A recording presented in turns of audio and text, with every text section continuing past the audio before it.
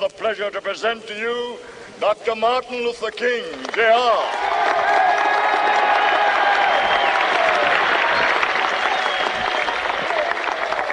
I am happy to join with you today in what will go down in history as the greatest demonstration for freedom in the history of our nation.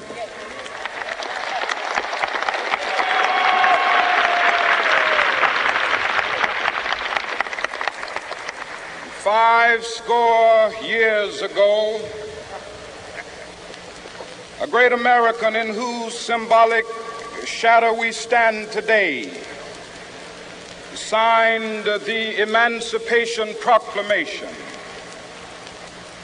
This momentous decree came as a great beacon light of hope to millions of Negro slaves who had been seared in the flames of withering injustice.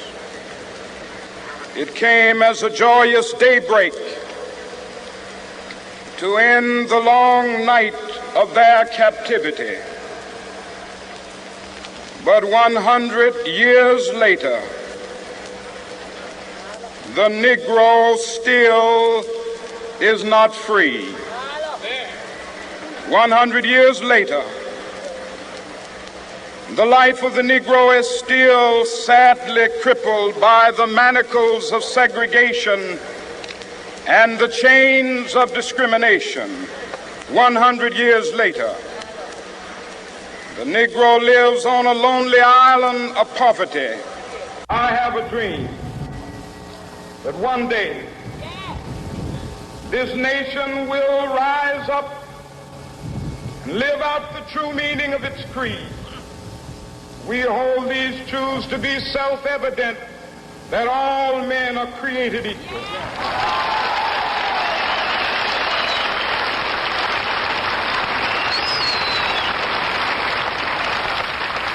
I have a dream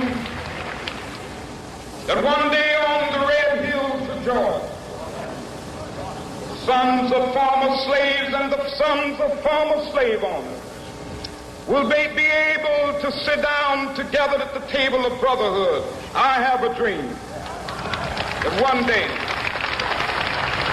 even the state of Mississippi, a state sweltering with the heat of injustice, sweltering with the heat of oppression, will be transformed into an oasis of freedom and justice. I have a dream.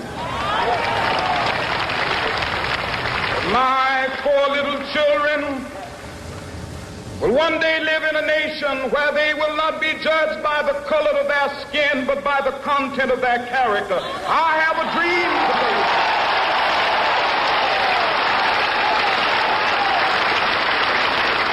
I have a dream that one day, down in Alabama with its vicious racists, with its governor having his lips dripping with the words of interposition and nullification.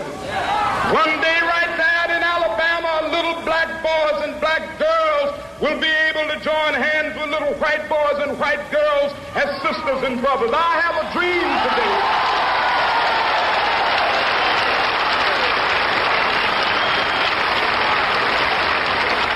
I have a dream that one day every valley shall be exalted, and every hill and mountain shall be made low. The rough places will be made plain, and the crooked places will be made straight, and the glory of the Lord shall be revealed, and all flesh shall see it together. This is our hope. This is the faith that I go back to the South with. With this faith, we will be able to hew out of the mountain of despair a stone of hope. With this faith, we will be able to transform the jangling discords of our nation into a beautiful symphony of brotherhood. With this faith, we will be able to work together, to pray together, to struggle together, to go to jail together, to stand up for freedom together, knowing that we will be free one day.